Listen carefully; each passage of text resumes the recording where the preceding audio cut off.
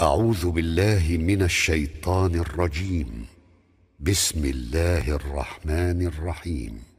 الحمد لله رب العالمين الرحمن الرحيم مالك يوم الدين إياك نعبد وإياك نستعين اهدنا الصراط المستقيم صراط الذين أنعمت عليهم غير المغضوب عليهم ولا الضالين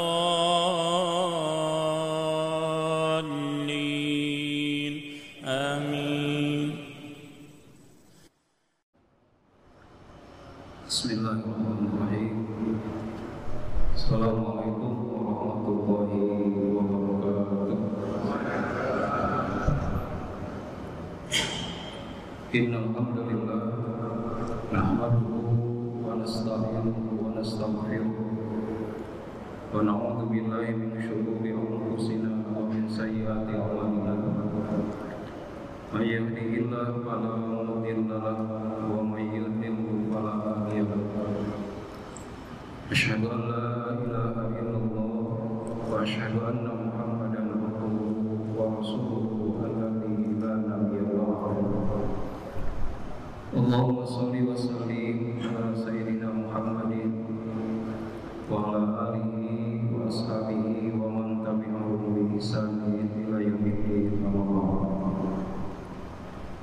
قال الله تعالى في القرآن الكريم وهو أصدق القائلين أعوذ بالله من الشيطان الرجيم. بسم الله الرحمن الرحيم. لئن شكرتم لأزيدنكم ولئن كفرتم إن عذابي لشديد. وقال النبي صلى الله عليه وسلم تركت فيكم أمرين لن تضلوا أبدا ما إن تمسكتم بهما كتاب الله وسنة رسوله صدق الله العظيم وصدق رسوله. Hadirin Bapak Ibu sekalian, sidang sholat subuh Masjid Jami Al-Qur'an yang saya hormati dan mudah-mudahan kita semua senantiasa dalam keadaan dirahmati, dimuliakan oleh Allah Subhanahu wa taala. Alhamdulillah wa syukurillah, di kesempatan yang penuh keberkahan ini, di mana ibadah kita, taqarrub kita, sholat berjamaah kita disaksikan oleh para malaikat, di mana dua rakaat kita itu sholat sunnah fajar, kata Allah lebih baik daripada dunia dan akhirat, di mana waktu yang dijadikan sumpah oleh Allah Subhanahu wa taala, wal fajar, demi waktu subuh, menunjukkan keberkahan dan kemuliaan waktu subuh ini. Kita masih dapat melaksanakan berbagai macam aktivitas taqarrub kita kepada Allah Subhanahu wa taala.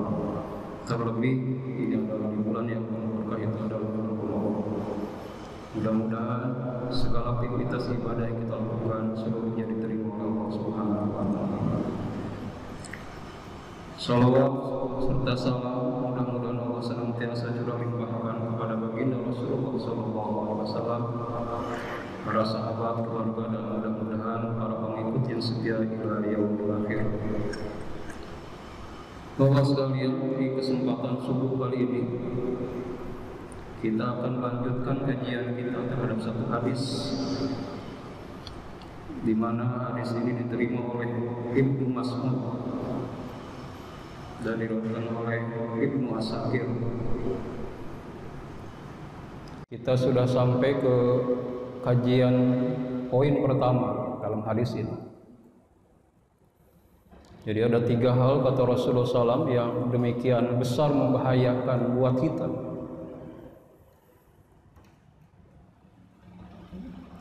Namun demikian Bapak sekalian, saya bacakan terlebih dahulu hadisnya. Bismillahirrahmanirrahim. Qala Rasulullah sallallahu alaihi wasallam, jadi iyyakum wal kibra. Jadi kemarin itu adalah jauhi kata Rasulullah, wal kibr adalah kesombongan. Fa inna iblis hamalahul kibr, sungguhnya iblis itu hamalahul kibr, karena iblis ini membawa kesombongan, ala Allah yasjuda li Adam, itu kemarin untuk memberikan sujud atau bahasa lain adalah penghormatan li Adam kepada Adam. Jadi yang menghalangi iblis untuk memberikan penghormatan kepada Adam itu adalah kesombongannya. Wa iyyakum, kata Rasulullah SAW, janganlah kalian jauhi al-hirs, keinginan yang menggebu-gebu terhadap dunia, atau keserakahan lah, keserakahan, tamak dan serakah. Fa inna Adam hamalahul hirs, karena sungguhnya Adam itu kemudian membawa keinginan yang menggebu-gebu ini, ala an akala minasyajar.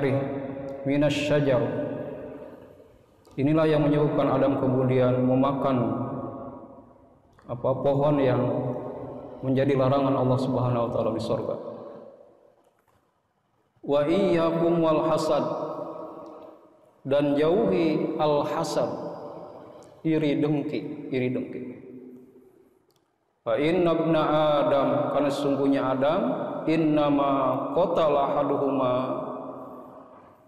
telah membunuh salah satunya, sahibahu hasada,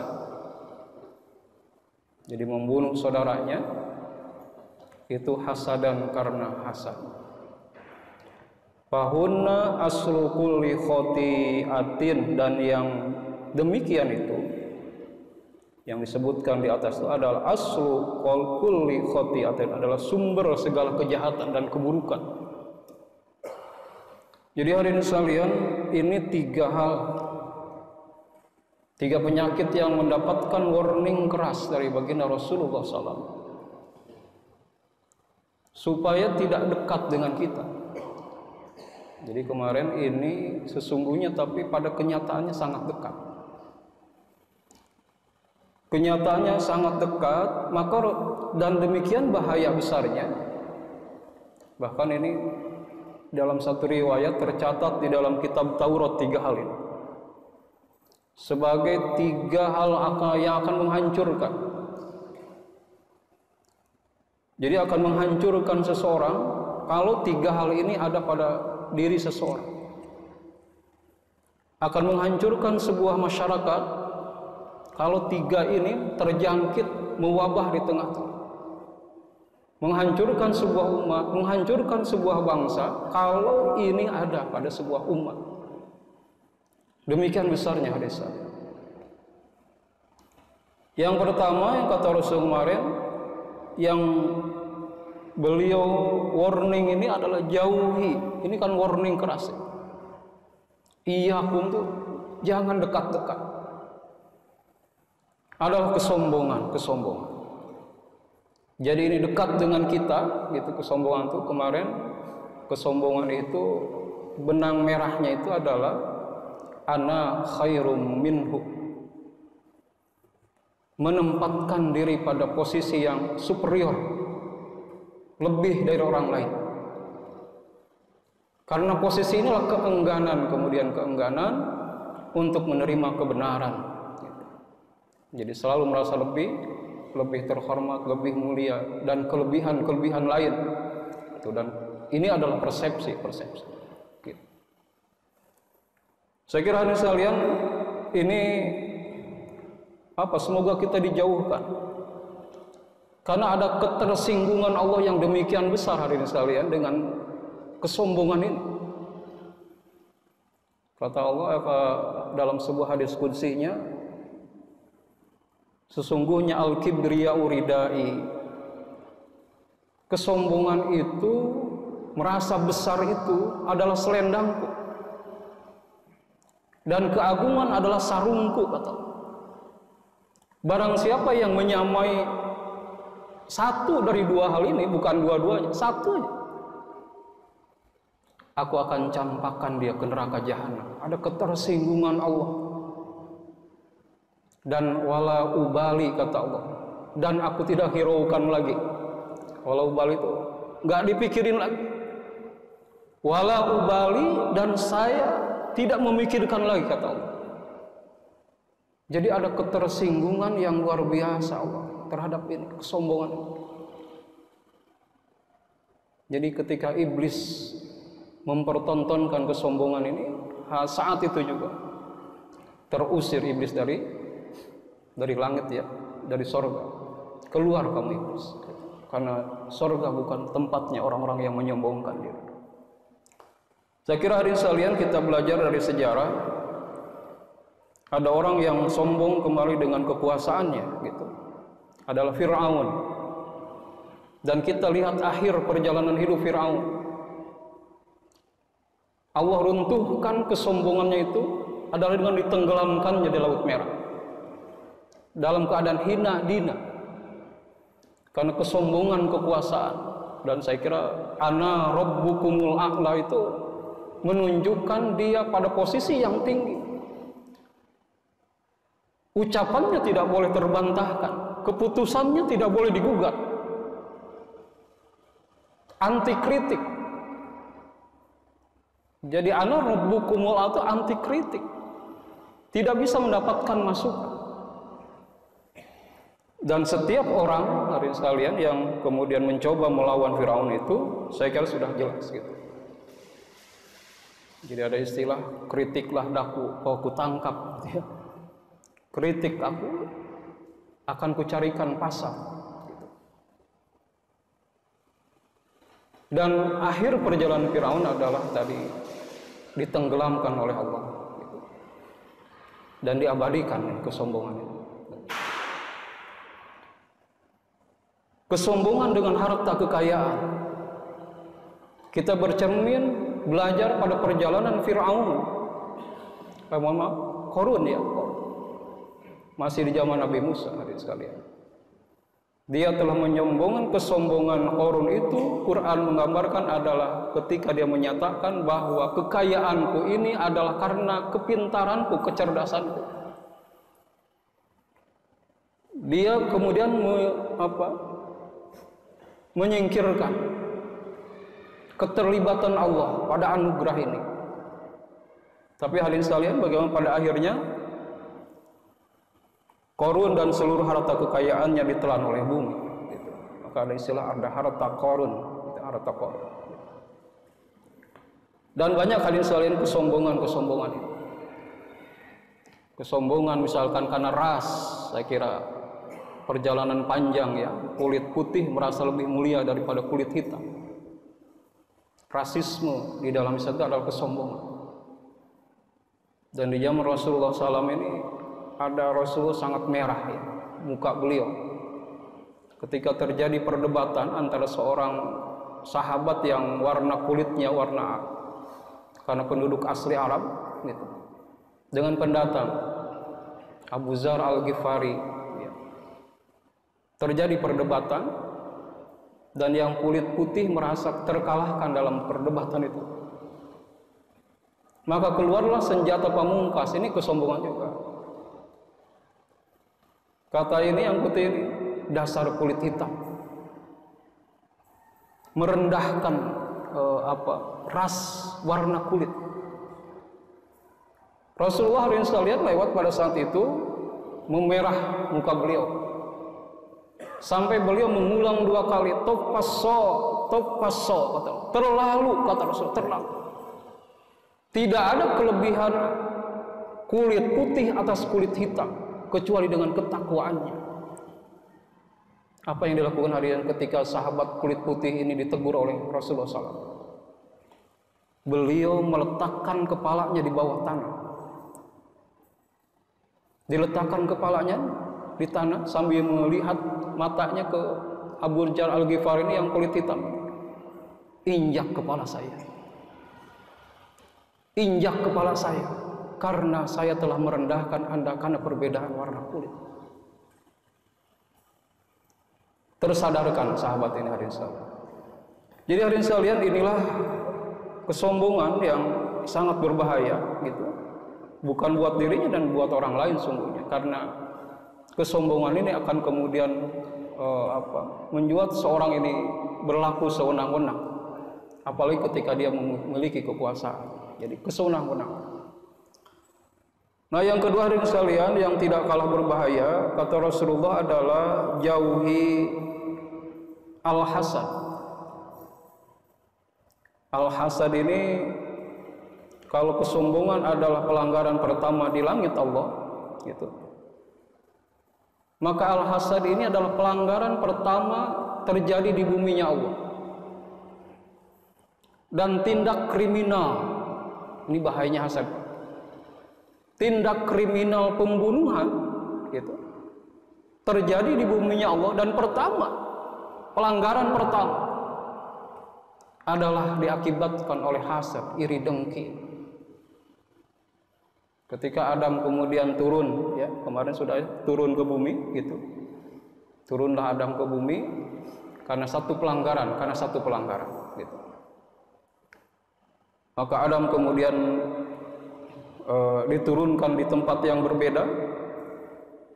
Jadi Adam ini sebagian diturunkan di India, dan Hawa istri beliau itu diturunkan di Jeddah. Mereka kemudian saling mencari.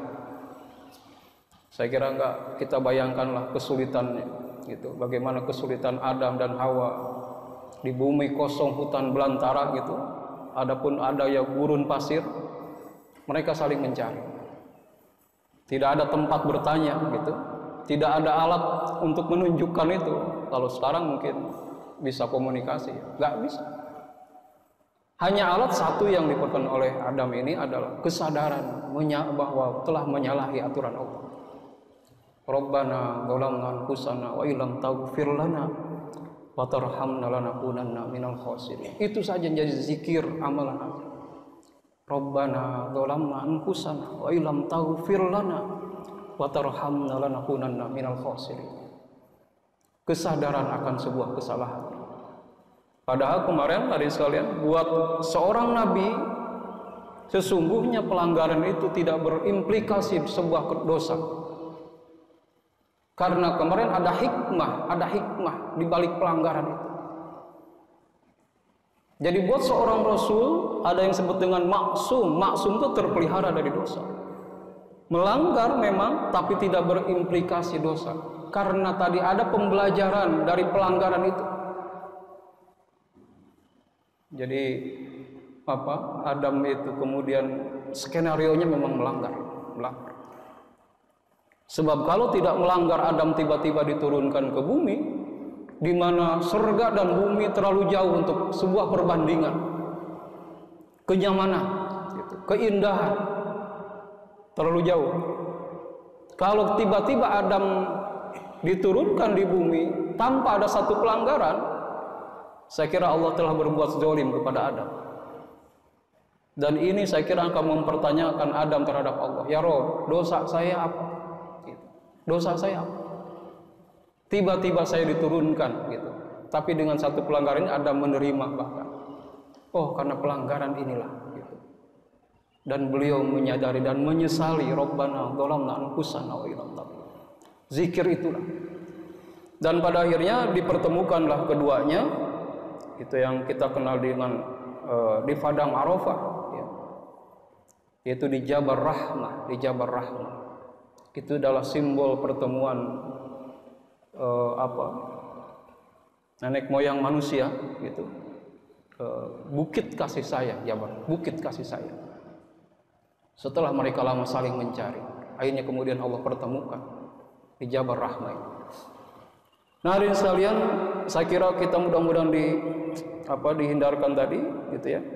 Nah, kembali hadirin sekalian, kemudian Adam menempati di bumi, gitu, dan keturunannya, gitu. Dan salah satu pembelajaran buat kita tentang hasad ini adalah kehidupan Habil dan Qabil.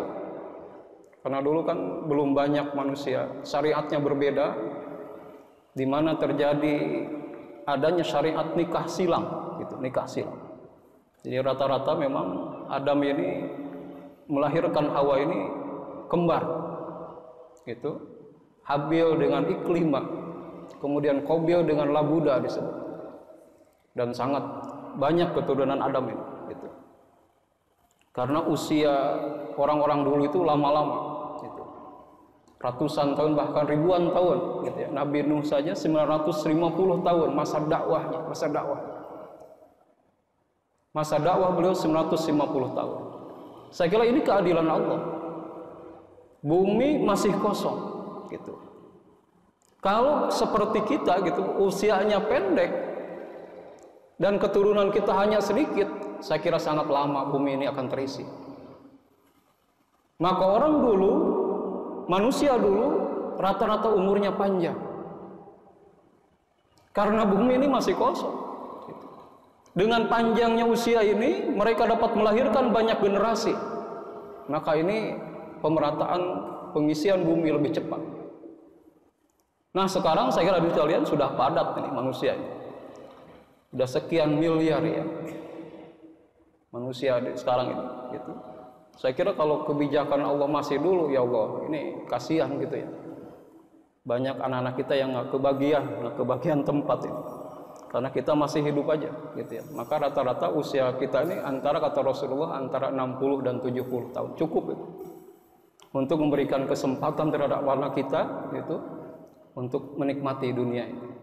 Ini kalau panjang, waduh kasihan, gitu. Nah hadirin sekalian, ini hasad nih, cikal bakalnya dari saya, gitu. Jadi Qabil tidak menerima keputusan Adam ini untuk dinikahkan, gitu.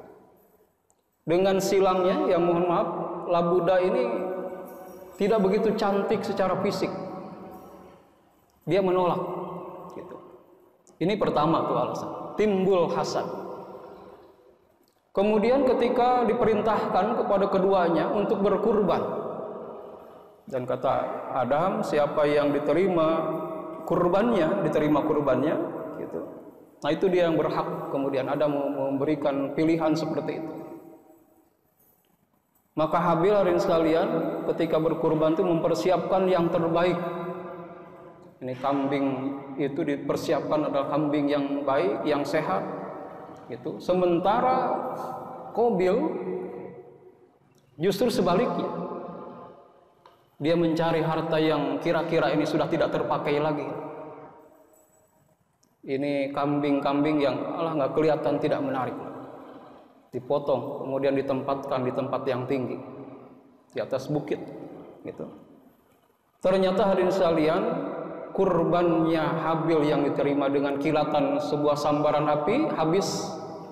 Kata Adam, itu menunjukkan tanda diterimanya kurban dari salah satu, yaitu dari Habil. Maka makin memuncak hadirin sekalian, hasad, iri ini, iri.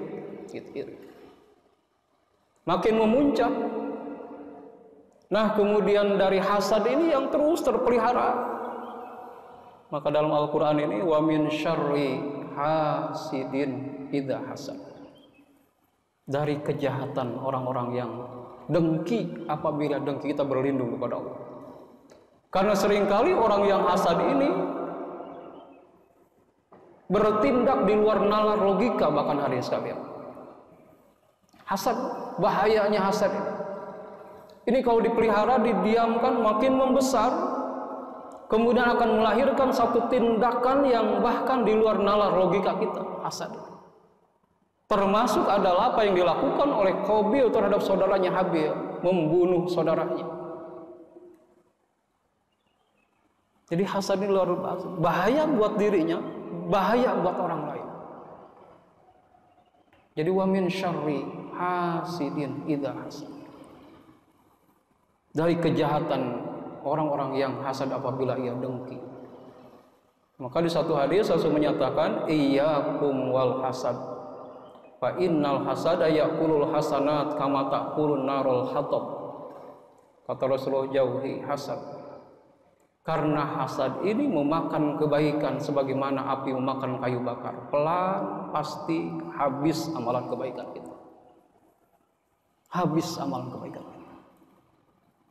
Jadi hadirin sekalian, ini hasad ini membahayakan dirinya, di mana amal kita kemudian Dengan dengki ini kemudian menjadi habis kebaikan kita, tapi juga membahayakan buat orang lain. Kita merasa tidak punya musuh, Pak. Karena kita sukses mungkin. Karena mungkin kita punya kelebihan. Gitu. Tapi kemudian melahirkan musuh, gitu. Ini adalah al-hasad, al-hasad. Bahkan di satu buku hadirin sekalian, ini bahaya hasad ini, di satu buku saya baca. Hasad ini kalau dipelihara, Pak, penyakit hati ini, bahkan akan menimbulkan penyakit kejiwaan, penyakit kejiwaan. Jadi diceritakan di sana, Pak, dulu itu ada orang yang kan hasad ini dari sebuah persaingan lahirnya, persaingan hidup, persaingan dunia lah. Jadi dia bersaing dengan seseorang lah, kawannya mungkin dalam dunia, gitu, persaingan. Kemudian dia merasa kalah bersaing. Apa yang dia lakukan hadirin sekalian? Pada satu malam dia memanggil seorang hamba, budaknya lah, budak yang dia pelihara, dia besarkan dari kecil, karena dia sebatang kara, tidak punya lagi. Kata ini, orang yang tadi ini panggil, maukah kamu menolong saya? Gitu. Menolong apa Tuhan? Tentu saja saya akan menolong Tuhan, karena Tuhan telah banyak berbuat baik kepada saya. Ini ada pisau di tangan saya. Terus apa yang harus saya lakukan Tuhan? Bunuhlah saya dengan pisau ini. Bunuhlah saya dengan pisau ini dan letakkan mayat saya di atas genting atau di dekat sipulan. Gitu. Rupanya ini yang yang bersaing ini, letakkan mayat saya nanti ketika sudah mati di atas genting atau di dekat rumah sipulan. Ada apa emang Tuhan? Sampai Tuhan berinisiatif dengan luar biasa. Diceritakan oleh dia bahwa dia kalah dalam persaingan. Si budaknya tadinya nggak mau, tapi dipaksa. Ya udahlah Tuhan, saya dibunuhlah sih. Sesuai dengan pesanan dia, diletakkanlah mayatnya itu di dekat. Rupanya dia sudah merencanakan, bahwa dengan ini terjadi pembunuhan. Ketika diusut bahwa yang bunuh ini siapa, dialah yang tersangkanya. Itu hadirin sekalian, ini adalah sebuah hasad kemudian menjadi penyakit kejiwaan. Penyakit kejiwaan. Hadirin sekalian, inilah hasad. Jadi cikal bakal hasad ini adalah persaingan hidup, persaingan gitu. Dan ini sesungguhnya tidak jauh hadirin sekalian. Saya mohon maaf ya, ini iri dengki itu ya nggak jauh. Satu profesi, ya. Dokter ya dengan dokter lagi. Ketika satu dokter misalnya laku, pasiennya muncul hasad. Termasuk juga mungkin ustadz dengan ustadz yang lain, Pak. Bisa juga. Penceramah satu lebih populer gitu. Dan kan ini kata Allah, orang yang dengki itu kan sedang menggugat keadilan Allah. Sedang menggugat keadilan Allah. Ya Rob, ini apa nih, kok orang dia ilmunya nggak seberapa, tapi kok dia lebih populer dari saya. Itu hasad itu sedang menggugat keadilan Allah. Karena itu hak Allah, mau memberikan anugerah di siapa, di tempat mana, itu hak Allah. Dia gugat tuh keadilan Allah, kebijaksanaan Allah. Dan terkadang begitu hadirin sekalian. Ini kan ujian sungguhnya. Ini mohon maaf misalkan ketika muncul misalkan tokoh ustadz seperti A'agi misalnya Abdullah Gimnasia. Secara keilmuan hadirin sekalian jauh banyak orang kiai gitu ya yang mumpuni lah. Tapi kenapa ini yang muncul gitu ya, yang muncul? Ini kan hak Allah. Jadi hadirin sekalian, timbul hasad, al-hasad. Jadi dekat sekali hadirin sekalian hasad. Guru ya dengan guru lagi gitu. Politisi dengan politisi lagi gitu. Pengusaha dengan pengusaha lagi, dekat ya. Petani ya dengan petani lagi. Agak jarang petani iri misalkan dengan politisi, saya kira jarang gitu. Jarang lah. Kecuali kalau bertetanggaan gitu ya, bertetanggaan. Gitu. Jadi hasad inilah hadirin sekalian, ini yang kemudian menyebabkan terjadinya tindak kriminal pertama. Dan saya kira akan lahir kejahatan-kejahatan yang lain, termasuk adalah hasad ini ghibah, melahirkan ghibah. Jadi sungguhnya ghibah ini awalnya dari hasad. Gitu. Kita menceritakan, membuka aib saudara kita karena ada ketidaksenangan. Ya, ketidaksenangan. Boleh jadi dia lebih sukses, lebih maju dari kita, masuk ke celah gitu. Terjadinya fitnah, pembunuhan karakter. Fitnah ini pembunuhan karakter gitu. Jadi dia dibunuh sebelum dibunuh sebenarnya. Fitnah itu kan membunuh. Maka lebih kejam ini al fitnatu asyaddu minal qat gitu ya. Fitnah ini lebih sadis, lebih kejam daripada pembunuhan karena dia dibunuhnya lama, sakitnya lama. Gitu. Orang dibunuh karakternya, nama baiknya, gitu. Kebaikannya dibunuh. Kalau orang dibunuh selesai hari itu. Kalau bahkan kalau dengan kezoliman orang lain dia mendapatkan kebaikan. Gitu. Bisa dikatakan syahid ya kalau dia dibunuh karena dia memperjuangkan kebenaran, gitu dibunuh saat itu selesai. Dia tinggal menikmati kebaikannya. Tapi fitnah adalah pembunuhan yang lama. Dia merasakan penderitaan, pemutarbalikan fakta, gitu. Pembunuhan karakter. Jadi sekalian ini hasad ini luar biasa bahaya.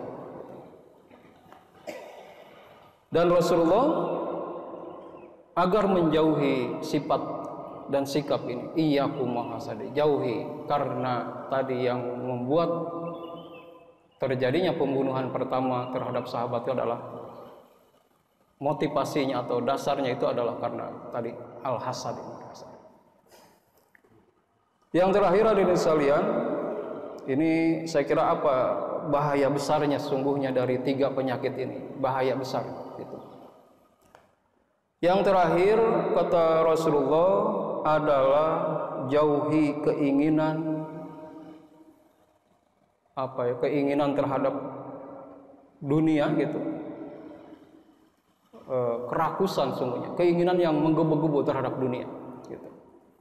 Jadi keinginan yang menggebu terhadap dunia, karena inilah yang menyebabkan Adam kemudian memakan buah yang dari satu pohon yang dilarang oleh Allah Subhanahu wa taala.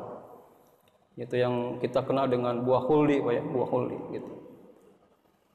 Jadi padahal apa kurangnya? Ya kalau bahasa kita, apa kurangnya sih Adam gitu? Di sorga itu apa kurangnya? Seluruh sudah terpenuhi, sudah tercukupi kebutuhannya. Bahkan tidak hanya tercukupi, kemewahan sorga demikian luar biasa. Karena untuk satu larangan saja, satu. Kan kata Allah, tinggallah Adam bersama istrimu di sorga dan silahkan nikmati seluruhnya. Seluruhnya. Larangan Allah itu nggak banyak, Pak. Itu nggak banyak. Satu, wala taqrabaha bihis syajarah. Jangan coba-coba dekat dengan pohon ini. Ini ayat dulu dijadikan ayat politik untuk menjatuhkan lawan politiknya. Dulu ada simbol pohon ya, simbol pohon dulu. Asy-syajar gitu ya. Jadi wala taqrabaha bihis syajarah. Jangan dekat-dekat pohon ini. Gitu. Tapi dibalas juga, Pak. Dulu P3 itu punya lambang bintang, ya, bintang. Dibalas juga, ini main ayat, ini yang diharamkan, ini yang diharamkan ya. Berpolitik mengatasnamakan agama itu. Diambil juga ayat wan najmi idza hawa, apabila bintang telah berjatuhan gitu ya. Jadi jangan dekat-dekat pohon ini, dibalas lagi wan najmi idza hawa. Ini saya kira yang haram ya. Berpolitik kemudian mengambil ayat, mengasaman ayat ini. Nah, hadirin sekalian, jadi apa kurangnya Adam? Apa kurangnya Adam sih? Gitu. Seluruhnya sudah ada, hanya satu. Wala taqraba hadhihi syajarah. Tapi inilah manusia hadirin sekalian. Ada al-hawa. Jadi innan nafsa la'ammaratun bisu. Jadi hawa nafsu inilah yang kemudian penasaran ini, gitu. Kemudian ada faktor eksternal, iblis yang punya memang kebencian dan dendam terhadap Adam, gitu. Ada celah nih kata iblis nih, untuk menjatuhkan Adam, gitu. Seolah-olah di Quran itu iblis menampakkan seolah-olah kebaikan, kan gitu. Iblis itu cerdas mengemas sesuatu di mata kita seolah-olah baik, gitu. Itu iblis itu. Setan tuh gitu, mengemas sesuatu yang kelihatannya indah, gitu. Tapi justru disitulah kemasan-kemasan iblis ini yang menjerumuskan Adam. Jadi kata iblis datang kepada Adam, Adam, saya dengar bahwa engkau tidak boleh memakan sebuah pohon, namanya al-khul. Di Quran tuh gitu. Ini menurut saya kan senior, saya tinggal di sorga itu lama sebelum engkau tinggal. Ini berbagi pengalaman aja. Kata iblis, khuldu itu artinya adalah kekal. Jadi Allah saya lihat nggak mau kau tinggal di sorga kekal. Jadi kalau kau makan buah yang dilarang oleh Allah itu dimakan, maka kau akan kekal selamanya di sorga. Lihat Pak, iblis itu kemasannya luar biasa, seolah menjadi pahlawan buat Adam. Dan Adam terpedaya, kemudian memakan buah huldi ini dengan istrinya. Ini adalah hadirin sekalian, ini lagi-lagi Pak, ini terhadap Nabi Adam ini kita nggak bisa kemudian rakus toma ya, toma. Tadi ada maksum, sesungguhnya ada maksum, gitu. Tetapi kemudian buat kita hadirin sekalian, toma rakus ini bahkan kata Rasulullah SAW, seandainya anak Adam ini memiliki 2 buah ladang emas, nggak tanggung-tanggung Pak, 2 buah ladang emas, sudah cukuplah menurut kita, sudah cukup. Apa kata Rasulullah? Dia akan mencari ladang yang lain. Dia akan mencari ladang yang lain sampai mulutnya dijejali dengan tanah. Baru kepuasan itu, kepuasan.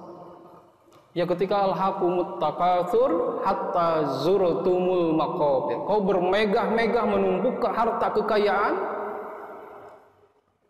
Ini persaingan, pertandingan, perlombaan yang tidak mengenal garis finish, Pak. Ya finishnya nanti kalau sudah masuk alam kubur ini. Maka kenapa hadirin sekalian, ini kalau orang meninggal gitu masuk dihadapkan ke tanah itu, kemudian ada bantalan tanah.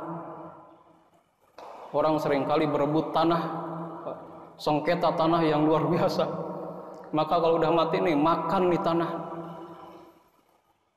Dijejalin tuh, makan nih tanah nih yang kamu perebutkan, sengketa tanah yang tidak pernah puas.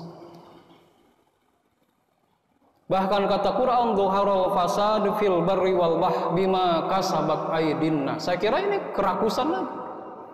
Terjadinya kerusakan di bumi, di daratan, di lautan karena ulah tangan manusia, keserakahan. Saya pernah ke Belitung, Pak, diundang ceramah di sana di PT Timah, gitu. PT Timah di Bangka Belitung ya, Bangka Belitung. Gitu. Ramadan menjelang maghrib itu. Sebelumnya saya diajak Pak, oleh karyawan PT Timah itu keliling, gitu. Saya menggelengkan kepala Pak. Ini saya bilang kerakusan manusia. Terjadi kerusakan Pak, penggalian di mana-mana ditinggal. Jadi dhuharul fasad fil barri wal bahr bima kasabat aydin. Yang pada akhirnya jadi eksploitasi alam dengan tidak bertanggung jawab. Penebangan hutan dan seluruhnya. Saya kira karena kerakusan. Karena toma yang dimiliki oleh manusia. Tidak puas, merasa kurang dan kurang terus. Ya ibarat apa? meminum air laut gitu, makin diminum makin dahaga dan seterusnya gitu. Jadi hadirin sekalian, Rasulullah mengingatkan kita dunia, apalah arti dunia. Ketika beliau Pak, ini Umar nangis ketika Rasulullah itu bangun tidur, mohon maaf, ini bekas tikar menempel gitu. Karena beliau ya sederhana ditikar aja, seorang pemimpin besar gitu. Sampai Umar aja, ya Rasulullah, kenapa kau meminta kepadaku alas yang melindungi, yang kau nyaman? Apa kata beliau? Bahkan beliau, Allahumma la aisha illa aishal akhir. Apalah dunia ini wahai Umar, karena kehidupanku adalah kehidupan akhirat. Bahkan beliau pernah mencelupkan tangan, kata Rasulullah, dunia ini yang basah nih, yang basah ini adalah dunia. Lautan yang demikian luas adalah akhirat. Jadi hadirin sekalian, ini kerasukan terhadap dunia. Dan kita bisa bercermin kepada Rasulullah SAW. Pada akhirnya, kemarin sampaikan, pada akhirnya beliau mencerminkan, mencontohkan kita, gitu.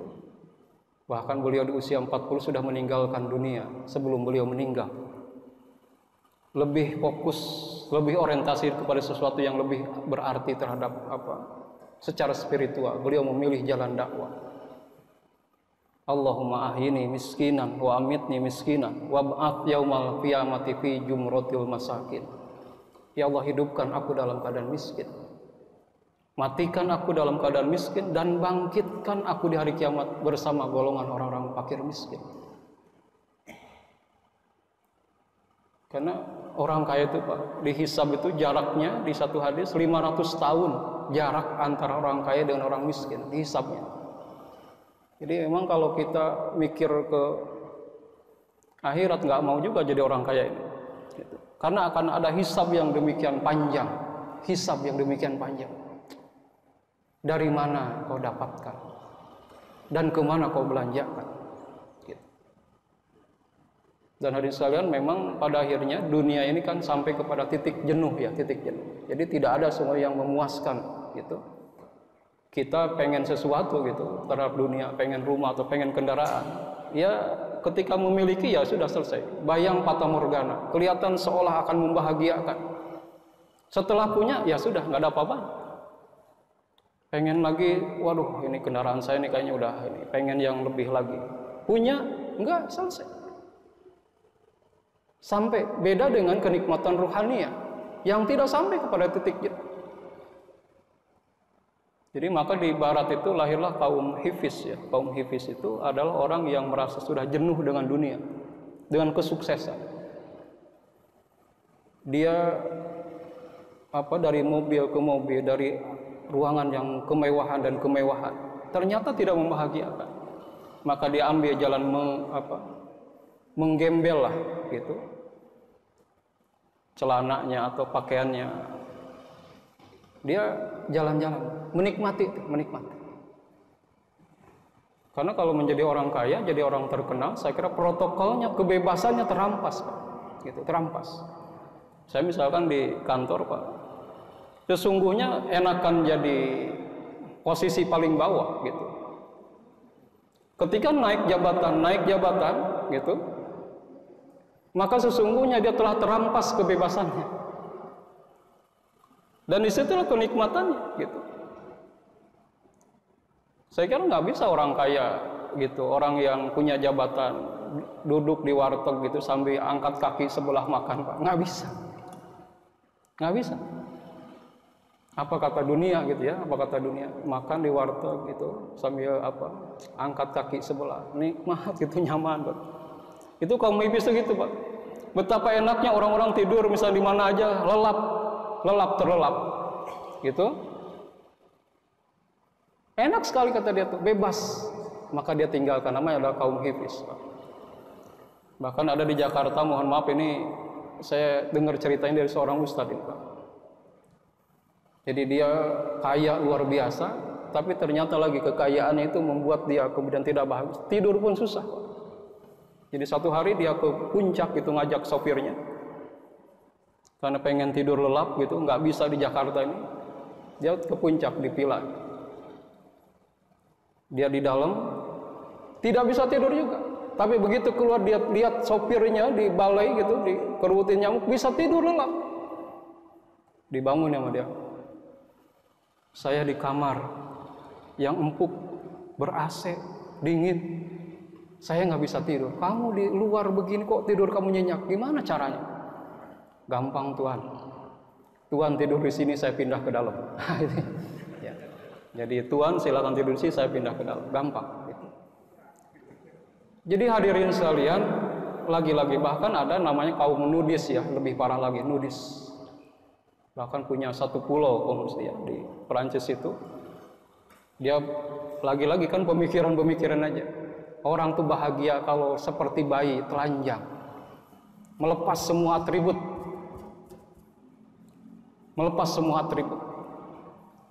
masuk ke satu pulau, telanjang semua Pak. Itu kaum nudis. Ini lagi-lagi hadirin sekalian, kejenuhan terhadap dunia. Itu karena semua ada sampai kepada titik jenuh. Ternyata tidak membahagiakan. Jadi hadirin sekalian, buat kita sih barangkali hadirin sekalian yang penting cukup atau mungkin pas-pasan lah gitu Pak. Pengen pas uangnya ada gitu. Pengen ini pas ya. Itu adalah orang takwa. Orang takwa itu memang hidupnya oleh Allah dibuat pas-pasan. Ketika dia membutuhkan, yaj'al lakum makhraja, dan Allah memberikan rezeki dari arah yang tidak disangka-sangka. Dia butuh, Allah siapkan. Gitu. Jadi hadirin sekalian, ini adalah toma rakus, berbahaya sekali. Nah hadirin sekalian, bagaimana nih terapi terhadap, karena ini bahaya. Apa bahaya sungguhnya hadirin sekalian? Bahaya dari 3 penyakit ini ada satu yang sangat mahal hari ini Pak, mahal sekali. Dan kita sulit mewujudkannya. Apa yang disebut dengan ukhuwah, persaudaraan. Padahal ukhuwah persaudaraan ini yang kemudian akan melahirkan satu persatuan. Wa inna hadhihi ummatukum ummatan wahidah, kata Allah. Sesungguhnya umat ini adalah umat yang satu. Hari ini hadirin sekalian, ukhuwah sulit sangat kita wujudkan. Karena apa hadirin sekalian? Boleh jadi ada kesombongan di antara kita. Satu organisasi merasa lebih baik dari ormas yang lain. Satu paham, satu mazhab merasa lebih baik dari mazhab yang lain. Kesombongan. Saya mohon maaf hadirin sekalian. Saya sering diingatkan misalnya ketika saya memakai celana, mohon maaf ini sedang meluruskan aja Pak. Di atas 5 mata kaki kan gitu. Karena ada satu hadis memang yang ini kemudian tempatnya di neraka gitu. Jadi bagusnya itu adalah ngatung. Saya kira menurut saya itu adalah pilihan. Pernah saya ingatkan, itu pilihan. Gitu. Kan benang merahnya bukan persoalan pada kaki di atas atau di bawah, adalah pada sikap sombongnya di hadis itu. Karena sombong gitu. Dulu orang kaya itu di Arab, kalau dia memakai celana atau memakai ini, dia sampai ke bawah menunjukkan bahwa dia berlebih. Gitu, berlebih. Nah, kemudian ini dijadikan dasar bahwa itu adalah sebuah sikap menyalahi sunnah. Ada ilatnya karena sombong. Saya bilang kalau justru merasa lebih baik karena ngatungnya, justru yang ngatung ini saya kira udah menyalahi. Itu kan pilihan, gitu. Mau ngatung juga silahkan, gitu. Mau di mata kaki juga silahkan. Yang penting jangan sombong, gitu. Jangan sombong. Jadi hadirin sekalian, apa yang sulit kita wujudkan hari ini adalah persaudaraan, ukhuwah di antara kita. Karena ada kesombongan boleh jadi di antara kita, misalnya. Yang kedua, ada hasad di tengah-tengah kita. Orang lain merasa lebih mendapatkan misalnya kesuksesan, kejayaan, gitu, hasad. Kemudian ada keserakahan di antara kita. Tidak mau berbagi dengan orang lain, gitu. Tidak mau berbagi dengan orang lain. Gitu. Semua harus menjadi dikuasainya. Semua harus menjadi miliknya. semua harus di bawah kendalinya. Ini adalah penyebab internal, menurut saya penyebab internal kenapa sulitnya kita. Jadi kalau ada arogansi, merasa kita lebih penting, kita lebih terhormat, kita lebih mulia, dan kelebihan-kelebihan yang lain, sulit Pak mewujudkan tadi. Padahal yadullah ma'al jamaah, kata Rasulullah, tangan Allah, campur tangan Allah, pertolongan Allah bersama jamaah, tim yang kuat, keterikatan hati gitu. Dan Rasulullah menunjukkan hadirin sekalian betapa kemenangan-kemenangan besar bukan karena jumlah yang banyak, tapi ada ukhuwah, sebuah ikatan yang demikian besar hadirin sekalian. Perang Badar itu hanya 313 menghadapi 1000. Tapi ada ukhuwah, persaudaraan yang demikian besar di antara mereka, dan hati ini diikat oleh satu akidah, bisa dimenangkan hadirin sekalian. Jadi banyak tapi kemudian rapuh tadi karena ada kesombongan, ada hasad di dalamnya, ada keserakahan di dalamnya. Saya kira rapuh kita, terutama dalam mewujudkan namanya ukhuwah Islam, ya, persaudaraan Islam. Jangankan bicara internasional apa, bagaimana persaudaraan kita ini tercabik-cabik hari ini, dan kita lemah secara politis di dunia ini. Bagaimana bisa nasib Palestina? Kan yang Palestina itu kan negara, Pak. Israel itu negara yang dikelilingi oleh negara-negara Islam. Gitu. Bahkan dulu untuk menghadapi Israel itu nggak usah perlu dengan senjata mutakhir gitu. Kalau orang Arab ini bersatu, mohon maaf Pak katanya, kencing berjamaah aja, kencing berjamaah orang Arab. Itu hanyut orang Israel. Memang lemah secara, karena tadi sulitnya. Jangankan bicara Indonesia hari ini saya lihat.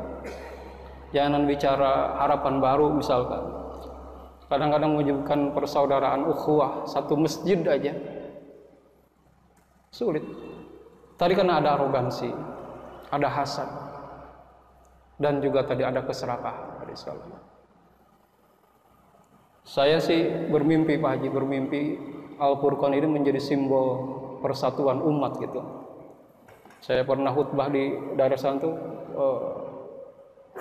luas perumahannya gitu, tapi ketika Idul Fitri itu dipusatkan di satu tempat yang jamaahnya saya membuat merinding Pak, melimpah ruah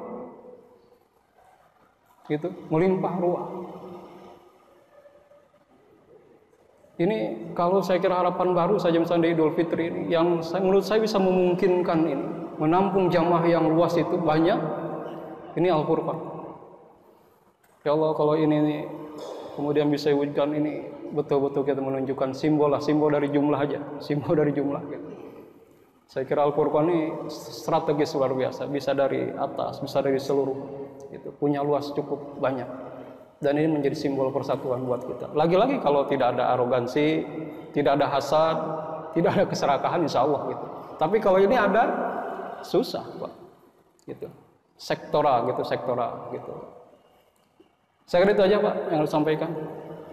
Mudah-mudahan menjadi perenungan buat kita semua. Lebih kurang mohon maaf. Wabillahi taufiq wal hidayah. Assalamualaikum warahmatullahi wabarakatuh.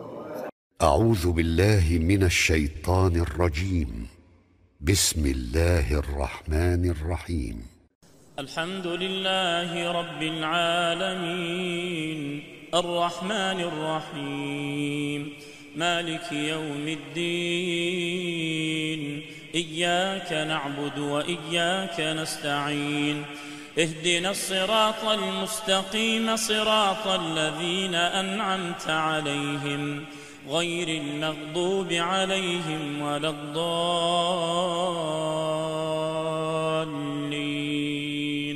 آمين.